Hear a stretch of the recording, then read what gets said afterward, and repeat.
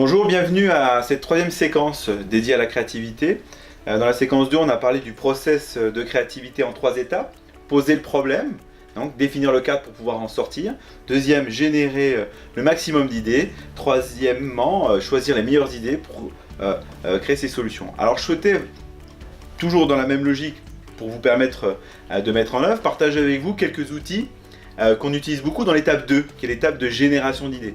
Un outil qui est très connu par la plupart d'entre nous, c'est le brainstorming. Comment à un moment donné, à plusieurs, on va parler ensemble et donner le maximum d'idées, rebondir sur les idées des uns et des autres.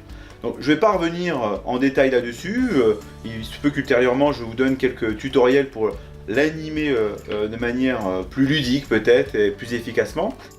Alors, le premier outil que je souhaite partager avec vous, outil de génération d'idées, qui correspond à l'étape 2 du process, c'est ce qu'on appelle l'outil inversion. Cet outil est assez intéressant, puisqu'elle part du principe qu'on est plus apte, notamment en France, à critiquer négativement les choses. Pourquoi changer?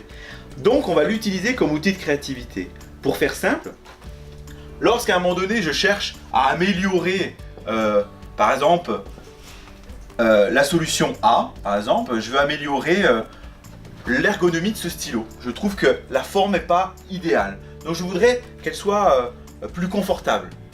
Lorsque je vais demander à quelqu'un d'améliorer l'ergonomie de ce stylo, les gens vont essayer d'être créatifs, vont me donner quelques idées, 10, 15 solutions.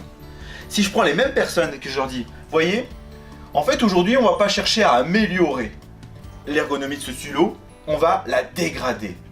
En gros, l'inversion vise à demander aux gens l'inverse de ce que vous cherchez. Comment je peux faire ce stylo de la manière la plus pourrie possible? Comment je peux dégrader ce stylo pour qu'il soit inutilisable?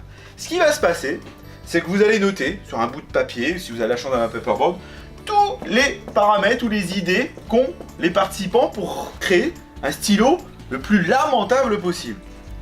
Ce qui est intéressant, c'est qu'ils vont libérer leur potentiel créatif, vous listez un grand nombre de solutions et vous n'aurez juste à faire que la transposition à l'inverse. Si on vous dit que pour dégrader l'ergonomie de ce stylo, il faut le rendre plus gros, alors vous avez la solution, c'est que pour améliorer, il faut le rendre plus petit.